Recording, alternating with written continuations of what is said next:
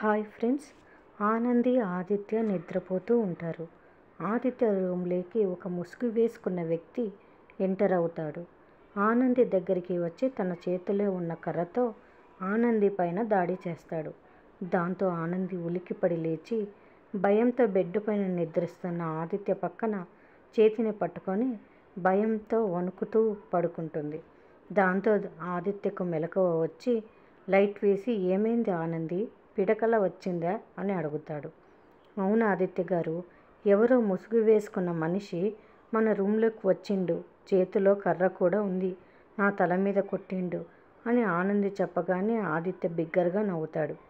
అరే, నేను ఇంత సీరియస్గా చెప్తుంటే మీరేంది నవ్వుతారు అని ఆనంది అంటుంది.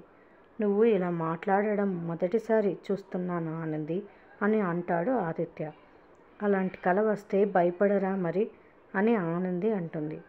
పెద్ద టెండర్ని డీల్ చేస్తున్నావు కదా, ఇది దాని ఎఫెక్టే అయ్యి ఉంటుంది అని ఆదిత్య అంటాడు. అంటే వాళ్ళు వచ్చి నన్ను కొడతారా? కాదు ఆనంది, మనం ఏదైనా సాధించినప్పుడు మన చుట్టూ ఎంత పాజిటివ్ అయితే ఉంటుందో అంతే నెగిటివ్ కూడా ఉంటుంది. ప్రాజెక్టు విషయంలో ఎలా జరుగుతుందో అని భయపడుతూ ఉంటావు. భయపడకు ఆనంది, నువ్వు గెలుస్తావు ఆనంది అని ధైర్యం చెప్తాడు ఆదిత్య. మీరే నా ధైర్యం, మీరు నా మీద పెట్టుకున్న నమ్మకాన్ని నేను నిలబెట్టుకుంటాను ఆదిత్య గారు అని ఆనంది అంటుంది. నువ్వేంటో ప్రూవ్ చేసుకున్నావు.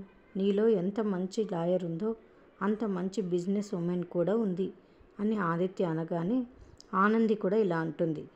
మంచి భార్య కూడా ఉంది ఆదిత్య గారు, ఏ లేదంటారా అని ఆనంది అడుగుతుంది. నువ్వు ఏ రకంగానూ తక్కువ కాదు ఆనంది, అందరి కోసం ఆలోచించే మనిషివి, అందరినీ ప్రేమించే మనిషివి అని ఆదిత్య అనగానే ఆనంది మురిసిపోతుంది. మరిన్ని అప్డేట్స్ కోసం ప్లీజ్ సబ్స్క్రైబ్ చేయండి. Thanks for watching.